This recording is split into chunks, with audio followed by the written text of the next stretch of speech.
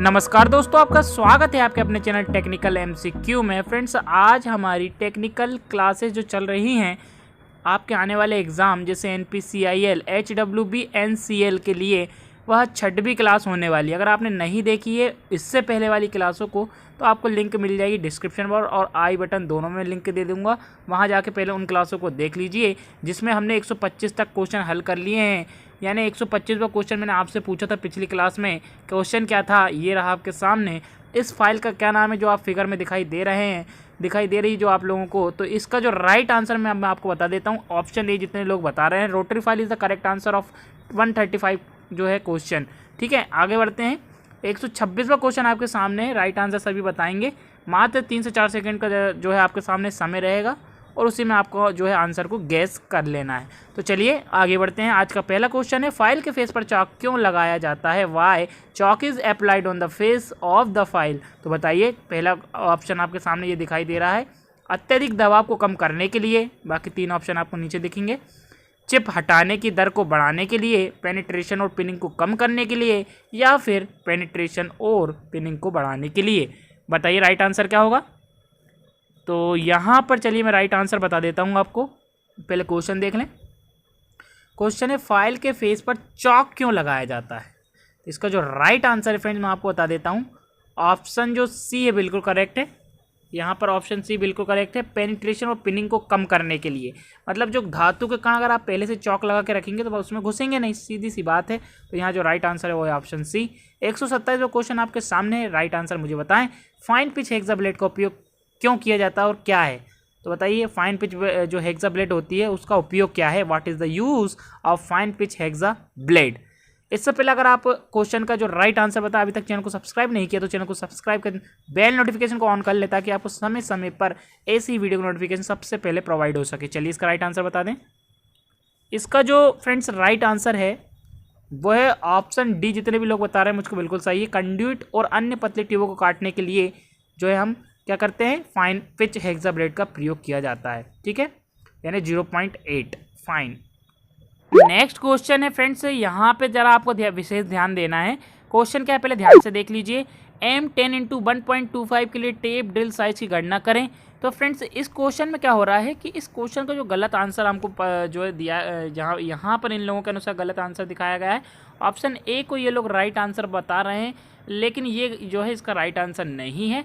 इसका right answer क्या है वो आप लोग मुझे कमेंट सेक्शन में बताएंगे। ये एक पूरे सूत्र से होता है जो कि मैंने आपको पिछली वीडियो में बता चुका हूँ कि किस प्रकार से इसको करना है हल।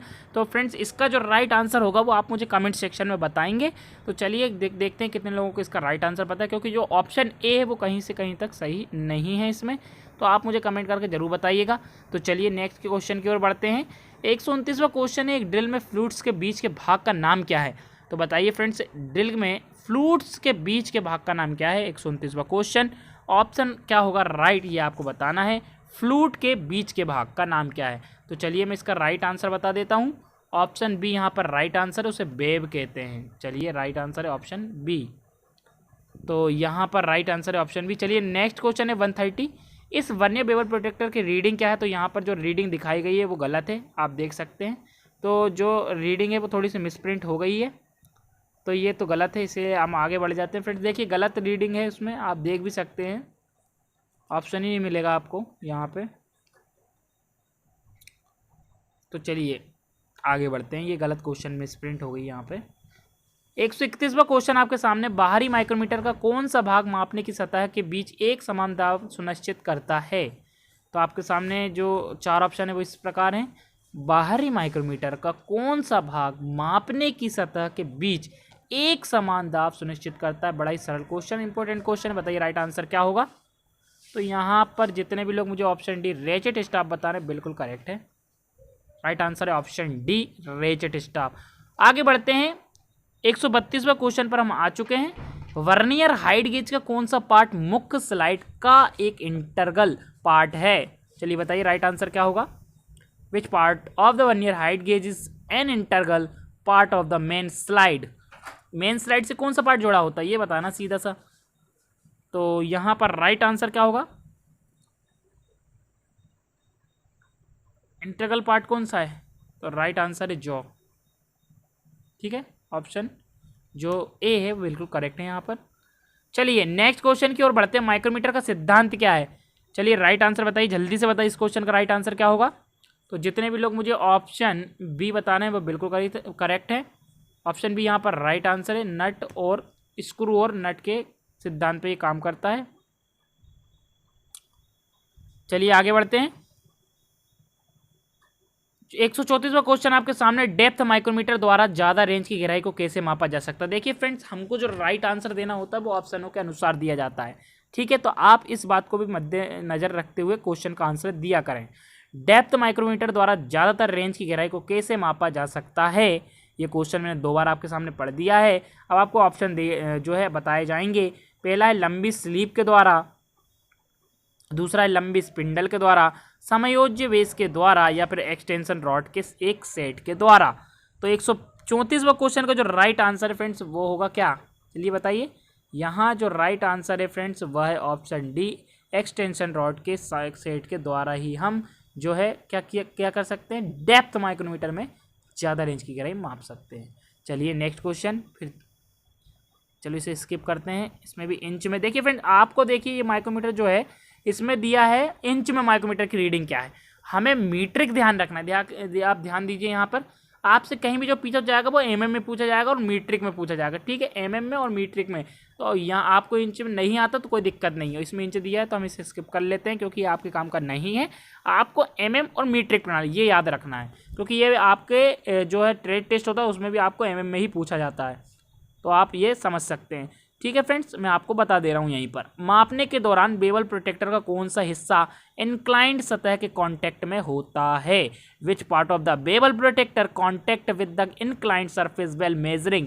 फ्रेंड्स काफ़ी अच्छे क्वेश्चन है हमारे पास इस पीडीएफ में, तो आपको हर क्लास को अटेंड करना है ताकि आपके जो है ज़्यादा से ज़्यादा क्वेश्चन जो है सही और आपको पता भी चल सके, क्योंकि एज इट इज़ क्वेश्चन ये आपकी परीक्षा में पूछे जाएंगे। तो यहाँ पर जो 136वें क्वेश्चन का राइट आंसर है वो है option D, option C blade.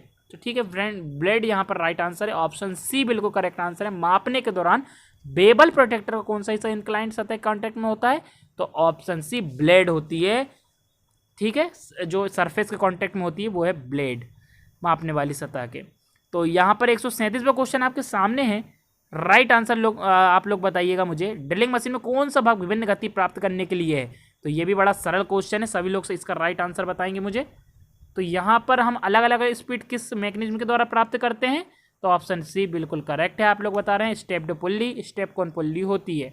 चलिए 138वां क्वेश्चन आपके सामने, पेडिस्टल ग्राइंडर में एक्स के रूप में चिन्हित भाग का क्या नाम है? आपको एक पहले फिगर दिखाया जा रहा है यहाँ पर, तो इसके अनुसार आपको बताना है कि एक्स के रूप में दर्शित भाग का नाम क्या है। ये जो आपको एक्स के रूप में दर्शाया जा रहा है इस भाग का नाम क्या है, ये पूछा है आपसे, सीधा सा सिंपल है। तो चलिए मुझे बताइए कि इसका नाम क्या है। 4 ऑप्शन आपके सामने है, tool rest, oil seal, wheel guard या ग्राइंडिंग व्हील। तो बताइए 138वें क्वेश्चन का राइट आंसर क्या होगा?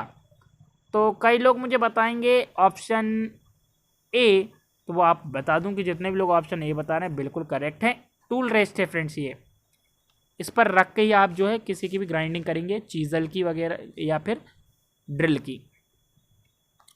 तो यहाँ पर 139वां क्वेश्चन आपके सामने है, इस फाइल का नाम क्या है? आप ध्यान से फाइल को देख लें, थोड़ा सा मैं इसे जूम कर देता हूँ। दाने दाने से दिख रहा है फाइल पे, इस टाइप के दिख रहे हैं दाने दाने से। तो ये कौन सी फाइल हो गई? ये आपको बताना, hand file, रास्प cut file, single cut file, कौन सी फाइल है ये?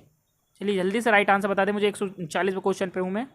यहाँ जो राइट आंसर जितने भी लोग ऑप्शन ए बी बता रहे हैं बिल्कुल करेक्ट है, रास्प कट फाइल है ये, ऑप्शन बी यहाँ पर बिल्कुल करेक्ट है। 140वां क्वेश्चन है, अगर वाइस हैंडल को ज़्यादा टाइट कर दिया जाए तो क्या होगा?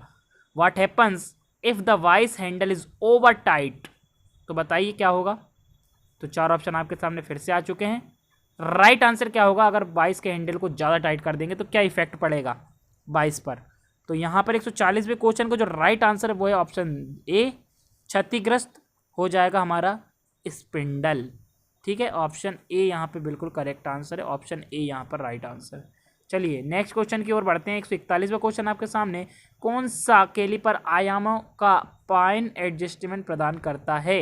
विच calliper provide fine adjustment of dimension? तो बताइए ऐसा कौन सा कैलिपर है जो फाइन एडजस्टमेंट प्रदान करता है आपको डायमेंशन में? Inside calliper, outside calliper, odd leg calliper या फिर स्प्रिंग जॉइंट कैलिपर। चलिए राइट आंसर मुझे बताएं 141वें क्वेश्चन का। राइट आंसर मैं आपको बता देता हूं, जो फाइन एडजस्टमेंट होता है वो हम स्प्रिंग जॉइंट कैलिपर से मिलता है। ऑप्शन डी बिल्कुल करेक्ट है। आगे बढ़ जाते हैं इस क्वेश्चन सीरीज में।